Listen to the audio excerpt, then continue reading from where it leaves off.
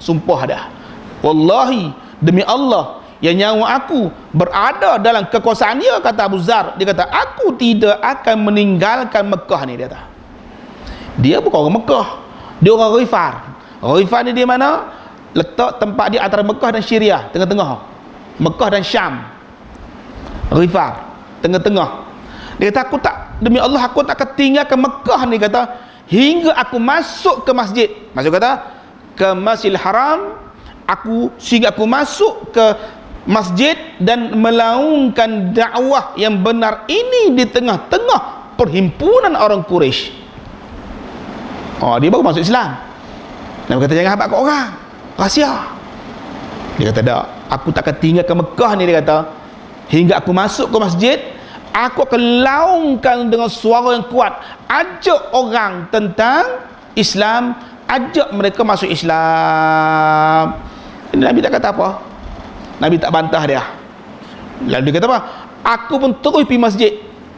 Dan Nabi tak kata apa, pergi ke masjid, ke Masjidil Haram. Baik, ketika itu dia kata orang Quraisy sedang duduk berbual sesama mereka. Mereka duduk membawang, dia duduk lepak, duduk membawang, duduk sembang lagi itulah dekat Kaabah no.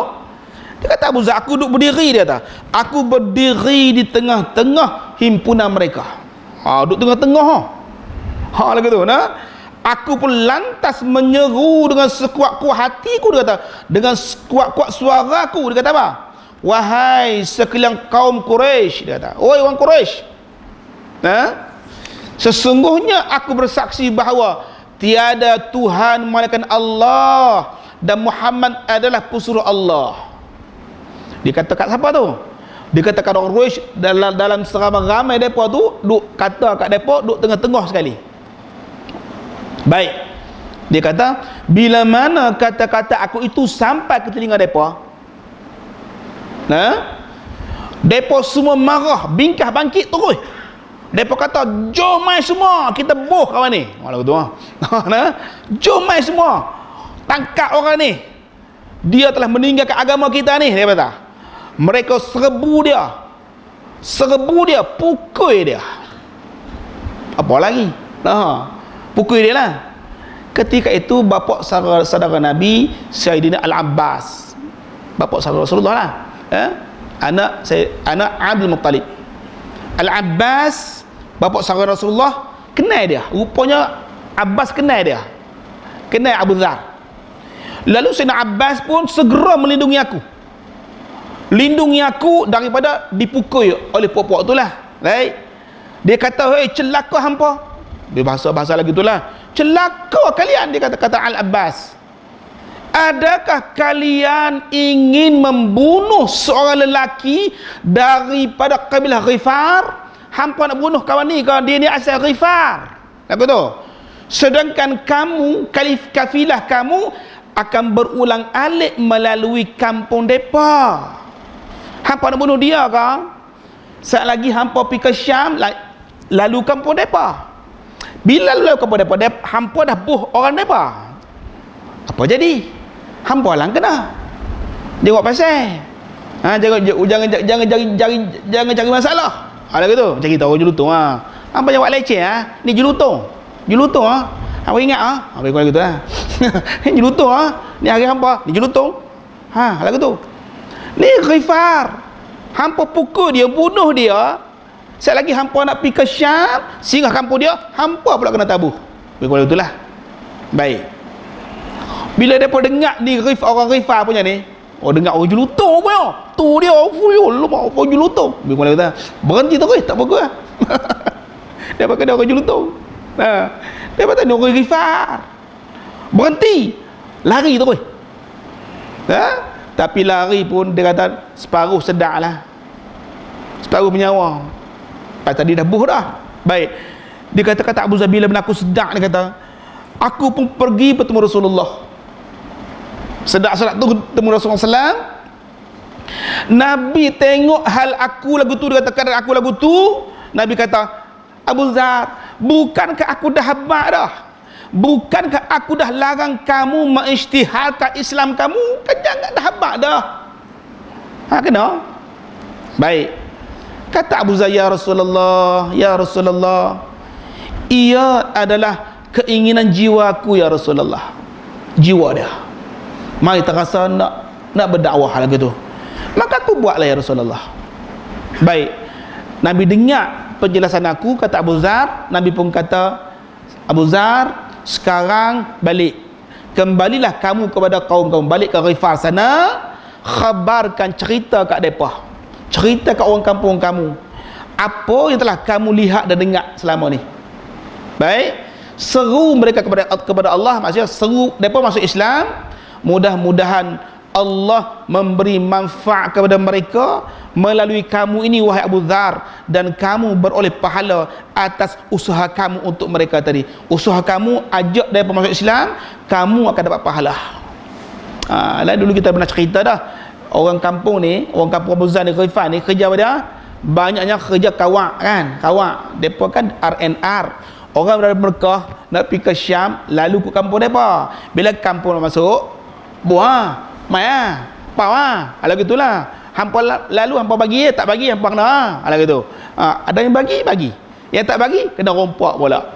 Itu kerja orang Ghifar. Tapi tak terbasar Abu Dzar. Abu Dzar orang bagus. Nabi kata balik, jumpa depa, ajak depa masuk Islam. Mudah-mudahan dengan ajakan kamu itu, kamu dapat pahala usaha baik tu. Yang Nabi sebut adal alal khairi kafa'ilihi, ya, menunjukkan kepada benda yang baik, maka yang menunjukkan benda baik tadi akan mendapat pahala sebagaimana yang orang yang ditunjuk buat benda baik tu. Lah gitu nah. Kita ajak orang benda baik, kita ajak dia ya, peringat dia buat benda baik, dia dapat pahala, kita pun dapat. Inilah MLM. Apa tu? Meniaga lewat malam. Meniaga dengan Allah Ta'ala ni tak rugi, tentang tijaratan lan tabur kan. Perniagaan yang tidak akan selama-lamanya rugi, meniaga dengan Allah Ta'ala. Baik, kata Abu Dzar, aku baliklah. Dan disuruh balik ke kampung dia.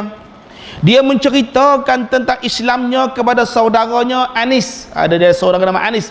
Anis ini adalah saudara dia yang dihantar mula-mula pergi ke Mekah, riset tentang Rasulullah. Barulah dia pun pergi ke Mekah, Abu Dzar. Habaq dia dah Islam kepada saudaranya Anis nama dia. Tidak lama kemudian Anis masuk Islam. Baik, kemudian Abu Dzar seru pula mak dia supaya masuk Islam. Mak dia masuk Islam, saudara dia masuk Islam, mak dia masuk Islam. Dia kata bertambah seorang lagi penduduk Ghifar yang diislamkan oleh Abu Dzar al-Ghifari radhiyallahu anhu. Maka Abu Dzar ni atau orang yang subhanallah yang mula-mula masuk Islam, dan Nabi sayang kat dia. Nabi sayang, dan Nabi banyak pesan kat dia. Dulu kita cerita kan, antara 7 pesanan Nabi kepada dia. Baik, kita tak sempat nak sebut 7 ni, sebab kita sebut yang ke-7 sudah. Apa dia? Nabi kata apa? Aksiru min qawli la hawla wa la quwwata illa billah. Wahai Abu Dzar, Nabi kata perbanyakkan mengucapkan la hawla wa la quwwata illa billah. Itu namanya zikir hauqalah. La hawla wa la quwwata illa billah, itu ringkas dia hauqalah. Nabi kata perbanyakkan menyebut la haula, tidak ada daya, wala quwwata, tidak ada kekuatan, illa billah, melainkan yang diberikan oleh Allah kepada kita. Pasal apa Nabi kata fa innahunna min kanzi tahtal arsy? Kerana la haula wala quwwata illa billah itu merupakan kanzin, merupakan harta perbendaharaan tahtal arsy, yang letaknya di bawah arsy Allah Ta'ala. Tu la haula wala quwwata illa billah tu. Letak dia bawah arsy Allah Ta'ala, dan dia merupakan kanzun min kunuzil jannah, merupakan harta daripada harta syurga Allah Ta'ala. Siapa mengucapkan banyak la haula wala quwwata illa billah, arti kata dia telah memperbanyakkan hartanya dalam syurga Allah Ta'ala. Baik, dan letaknya kalimah itu di bawah arsy Allah Ta'ala, mana tingginya. Maka Nabi kata akthiru min qawli la hawla wa la quwwata illa billah, banyakkan menyebut la hawla wa la quwwata illa billah. tanda sayang Nabi pada para sahabat. Baik, dia kata dari hari ke hari terus dia dakwah. Pasal Nabi pesan kat dia, balik dakwah, terus menyampaikan dakwah. Jumlah mereka menjadi penganut agama Islam semakin bertambah, semakin ramailah orang Ghifar. Abu Dzar sudah boleh menunaikan salat berjamaah bersama-sama kaumnya yang seakidah tersebut. Bila ramai, dah boleh buat saf semayang. Lagi tu, dah boleh salat di kampung dia sendiri. Baik, walaupun dia kata ada juga yang tak mau terima, yang tak mau nak terima dakwah dia. Mereka pasal mereka bagi alasan mereka akan masuk Islam lepas Nabi hijrah ke Madinah. Ketika tu Nabi masih lagi di Mekah. Awalnya Nabi ni 13 tahun di Mekah kan. Bila dia ajak, dia tak mau. Dia kata kami akan masuk bila Nabi hijrah ke Madinah. Mereka kata selepas 13 tahun barulah hijrah ke Madinah. Baik, nyata dia kata selepas Rasulullah SAW hijrah ke Madinah, umur Nabi ni 53 tahun. Umur Nabi menjadi Rasul 40 tahun. Menyampaikan dakwah di Mekah 13 tahun. So 40 tambah 13, 53. Hijrah ke mana? Bukan lari, bukan kabur, bukan escape. Hijrah ke Madinah. Bukan penakut. Jangan pasal dia kata Nabi lari dah, ya, bukan. Ini tak betul. Baik, bila Nabi hijrah ke Madinah, ramai penduduk Ghifar yang tadi yang tak mau tu pi ke Madinah untuk masuk agama Islam. Bila dapat mai, Rasulullah SAW mengungkapkan pujian dan doa untuk mereka. Nabi tengok ramai masuk Islam, Nabi puji mereka, doa kat mereka. Nabi kata apa? Ghifar. Nabi sebut nama tempat mereka, Ghifar. Ghifar, semoga Allah mengampuni mereka. Ghifar, semoga Allah mengampuni mereka. Orang Ghifar ni mudah Allah Ta'ala ampunkan dosa mereka. Lagu tu, Aslam, semoga Allah selamatkan mereka. Salim, sejahteralah mereka. Semoga Allah selamatkan mereka. Ghifar, semoga Allah ampuni mereka. Aslam, semoga Allah selamatkan mereka dengan Islam. Itu ungkapan Rasulullah bila mana melihat orang kampung Abu Dzar mai bertemu Nabi SAW. Baik, dia kata Abu Dzar ni dia tinggal di Ghifar hingga berlaku peperangan Badar di Madinah. Duduk di kampung dia di Ghifar. Kemudian berlaku lagi perang Uhud dan Khandaq, semuanya sekitar Madinah. 3 perang ni. Mereka kata dia tidak ada dalam perang Badar, perang Uhud dan juga perang Khandaq. Pasal duduk di kampung dia di Ghifar. Baik, kemudian dia kata dia datang ke Madinah untuk terus berada dekat dengan Rasulullah SAW. Baru lepas tu baru dia pergi bertemu Rasulullah SAW. Dia menawarkan dirinya untuk selalu menemani Rasulullah SAW serta berkhidmat kepada Nabi SAW. Dan Nabi seronok dan Nabi menerima request dia. Nabi seronok menerima permintaan dia. Dia nak dekat dengan Nabi SAW, nak khadam, jadi khadam Nabi dan sebagainya. Baik, bila mana Nabi wafat, umur Nabi 63, tadi umur Nabi 40 tahun jadi Rasul. Kemudian 53 hijrah. Kemudian 10 tahun di Madinah, 63 tahun Nabi wafat. Abu Dzar dia kata bila Nabi wafat, dia kata dia tak sanggup lagi tinggal di Madinah. Ni sahabat semua bukan lagu mana. Sahabat ni dia tak sanggup tinggal pasal terlalu rindu kat Nabi SAW. Seperti mana Sayyidina Bilal bin Rabah. Bila Nabi wafat, dia tak boleh duduk di Madinah. Hingga dia terpaksa bawa diri ke mana? Ke Syam. Bilal bin Rabah. Sama dengan Abu Dzar. Dia kata ia bagaikan kota yang telah kehilangan penghulunya dan sunyi daripada majlis yang penuh hidayah. Terasa ketiadaan Rasulullah SAW. Baik, lalu Abu Dzar pindah ke pedalaman Syam, sama dengan Bilal bin Rabah juga. Syam 4 negara kan, gabungan 4 negara. Syam dulu nama Syam, sekarang ni dah pecah-pecah oleh penjajah kan. Jadi Jordan, negara Jordan, Lebanon, Syria, Palestin. Itu Syam dulu ni. Baik, pindah ke mana? Ke Pedalaman Syam. Duduk di sana sepanjang pemerintahan Sayyidina Abu Bakar Siddiq dan sepanjang pemerintahan Sayyidina Umar Al-Khattab radhiyallahu anhuma. Dia terpaksa buat diri dia. Pasal apa? Dia rasa kota Madinah ni rasa dah sunyi dah, macam dah tak ada apa bagi dia. Maka nak mengubah rindu kat Nabi tu, dia bawa diri sekejap. Sehinggalah Sayyidina Abu Bakar jadi khalifah dan Sayyidina Umar jadi khalifah dan sebagainya. Baik, waktu Sayyidina Osman. Baik. Waktu Sayyidina Osman, ketika itu Sayyidina Osman pergi ke Dimash. Dimash di mana? Dimash di Damsyik, Syria lah ni. Sayyidina Osman pergi ke sana. Dia mendapati orang Islam mula memburu dunia. Sayyidina Osman nampak orang dah mula lupa.